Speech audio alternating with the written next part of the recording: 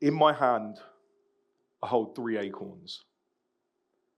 3 tiny acorns that changed my life. Each represents something that I planted in myself to inspire the growth that I needed as a man. For most of human history, men have been providers. We've hunted, built, defended, and not just for ourselves, but for our families and our tribes. However, the world has changed. The old roles don't quite fit the way they used to. The provider no longer hunts for food. He hunts for purpose. And you see, that's part of the problem because men still want to provide. It's wired into who we are. But in a modern world, we don't always know what that means. We're not the breadwinners we once were. Our money doesn't stretch as far. And our sense of worth seems to shrink alongside it. We're told that masculinity is toxic, so we stay silent. And if we do speak up, or if we get something wrong, then we're cancelled or exiled before we can learn or grow. And the spaces that used to hold us together, they're disappearing too. You know, the places where men could just be men, to laugh together, to talk with one another, and sometimes just to share the silence. Those places, they're disappearing quickly. And that's why I started a peer support group for men. It's called X-4RCE CIC. Thank you. Each week, we open our doors to all kinds of men. You've got lads in high-vis orange, covered in dirt from a hard day's slog, to guys in low-vis suits and ties, worn thin from boardrooms and deadlines. They both come from different worlds of how to provide. One by his hands, and the other by his head. But when they sit down together, their stories sound the same. They're tired, they're stretched, they're unsure of who they're supposed to be in a world that's changing faster than they can keep up with. Some feel trapped in jobs they hate, others feel lost in careers they once loved. Some are approaching retirement, not sure of what purpose comes next. And then some are just starting out. Young men already convinced there's no future to hope for. And slowly, that loss of purpose starts to eat away at them until there's nothing left. But that's why X-Force exists. You see, every Tuesday, we open a room, we put the kettle on, play a little bit of pool, and sometimes we talk. But most importantly, we give them a space to be seen and heard. Because if the world has taken away those places, then it's on us to rebuild them. And that's exactly what we did. And you know, from those rooms came something simple, something powerful, a second chance. A new way to provide begins here, and it's called the 3 acorns. So the first acorn you must plant is to provide for yourself. The philosopher Marcus Aurelius, writing nearly 2,000 years ago in Meditations, a book that he never meant for anyone's eyes but his own, said this: at dawn, if you struggle getting out of bed, remind yourself, I'm getting up to do a man's work. Why am I dissatisfied if I'm going out to do the very things for which I was born? Don't you just love that line? Why am I dissatisfied if I'm going out to do the very thing for which I was born? It reminds me that purpose isn't found in comfort. No, it's found in showing up regardless of what life may throw your way. You see, that's the discipline, the unseen, quiet moments where character is built. And for me, those moments started early on. See, as a child, my voice began to disappear. I had a really bad stutter. Started around the same time the abuse did. I didn't really have the words for what was happening to me. And then eventually I just didn't have the words at all. They would lock up in my throat. And the more that I would try to force them, the tighter the lock would clench. It was so bad that I needed speech therapy. And even now, after all this time, when something hits a little too close to home, it comes back. You know, I used to silence myself because I was scared of the environment. But I couldn't let that control me, how people saw me or how they judged me. No, I had to learn how to control myself. Started saying, you know, like, whatever happens, happens. It is what it is.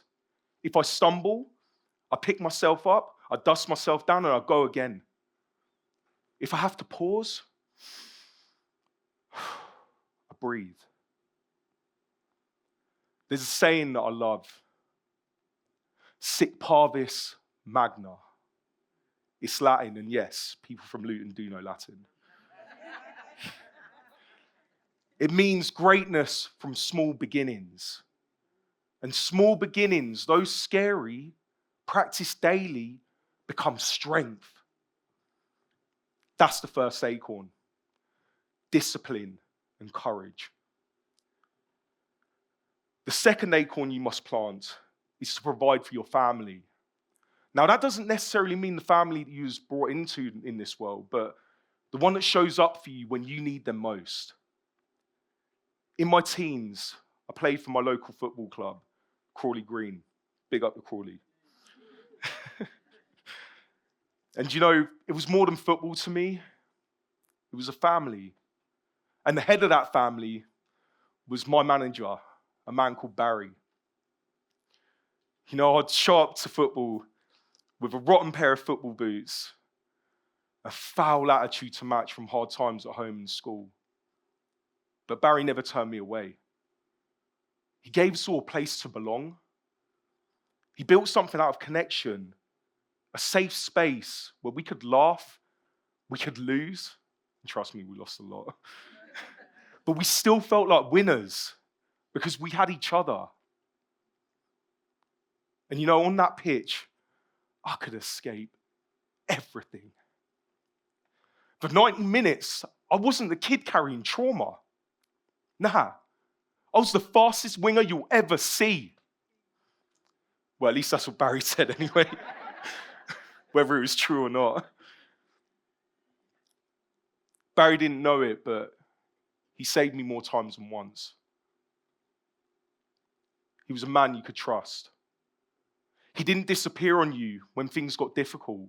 He never embarrassed you in front of your mates. And he never, ever gave up on you when you was being hard work. He was consistent. Week after week, Barry was there. And when you grow up in a home where you don't know what type of person you're coming back to, consistency feels like safety. And because of him, I learned how to show up for the people that I love. I don't know if he's ever going to hear this, but if he does, I just want to say thank you, Barry.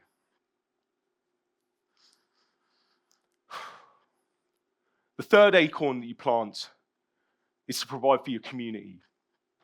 This is where you take the lessons that you learned in the first two and you combine them, then you take it to the streets of your hometown. One of my heroes and inspirations here is Martin Luther King Jr. Before the whole world knew who he was just a young pastor, 26 years old, and newly appointed to a small church in Montgomery, Alabama. And you know, around the time that Rosa Parks was arrested, the community didn't go to a politician. Nah, they went to Martin. And you bet that Martin stepped up, but not with anger or with violence, but with care and love. He opened church halls so people could gather safely. He organised lifts for workers so they could get to their jobs. And then he stood in front of frightened families and he reminded them that they were safe and their dignity mattered. And do you know what he got for that? His house was bombed whilst his wife and child were inside. And that night, an angry crowd gathered outside, ready to fight back. Martin stood before them, not as a leader demanding action or revenge, but as a shepherd looking to protect his flock. He asked to go home, to choose peace, and to remember that love always conquers fear. That is what standing up for your community looks like. Being there for your people when they need you most.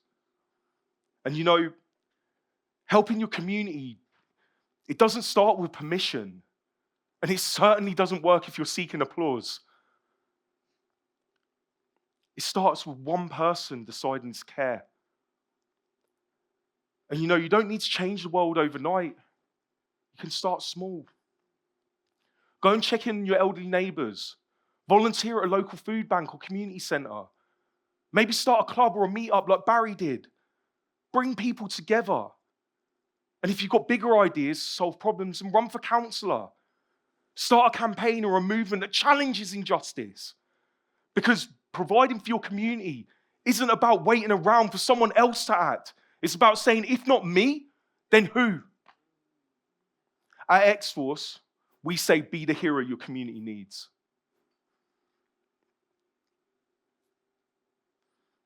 See, each of us has a potential for greatness.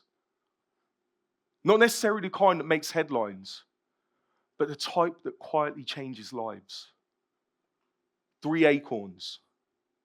1 for you, 1 for your family, and 1 for your community. Now, you've all got lovely gift bags that have been given out today, and within each, you might have noticed there's 3 acorns in there.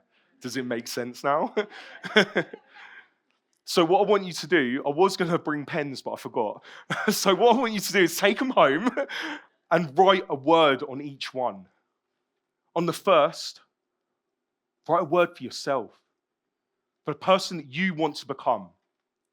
On the second, a word for your family. Who they are to you, but more importantly, who are you to them? And on the third, a word for your community, the place you want to help grow. Would you like to know my 3? Good. I was going to tell you anyway. Always love everyone. Always represents my effort towards adventure, to always move forward. Love is simple. It's what I give and what I receive from my family. And everyone, that reminds me of my responsibility to my people. Sic parvis magna. Greatness from small beginnings. The tiny acorn to the mighty oak. And do you know what's great about oak trees? They drop acorns. Your growth will one day inspire others. So let me ask you all something. If you had the opportunity for a second chance, why not use it to plant acorns? Because if you imagine, if all of us were doing it, what a wonderful, vibrant forest we could grow. My name's Wade Wilson. Thank you very much.